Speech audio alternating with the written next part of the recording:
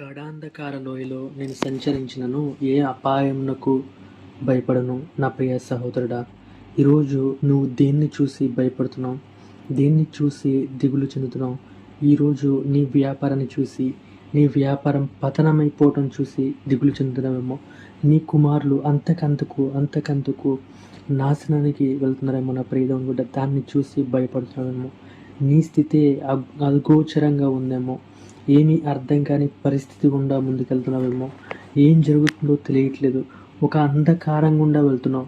దేవుడి యందు విశ్వాసం ఉంచినా కానీ, దేవుడి యందు యథార్థంగా ఉన్నా కానీ, దేవుడి యందు విశ్వాసం ఉంచి ప్రార్థించినా కానీ, అయినప్పటికీ ఒక అంధకారం గుండానే వెళ్తున్నావేమో నా ప్రియ దేవుని బిడ్డ.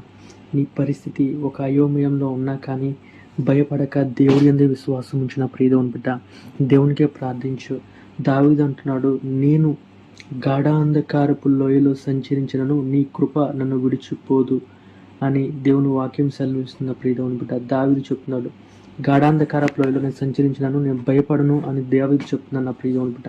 కనుక భయపడక ఈరోజు నీ పరిస్థితిని చూసి, ఈరోజు నువ్వు వెళ్తున్న మార్గాన్ని చూసి, ఈరోజు నువ్వు ఎదుర్కొంటున్న ప్రతి ఒక్క పరిస్థితిని చూసి భయపడక దేవుడి యందే విశ్వాసం ఉంచిన ప్రియ దేవుని బిడ్డ. దేవుడు తప్పకుండా నీకు విజయాన్ని అనుగ్రహిస్తాడు. దేవుడు ముందుండి నిన్ను నడిపిస్తాడు. దేవుడు నీ పక్షంలో కార్యం జరిగిస్తాడు. ఆమేన్.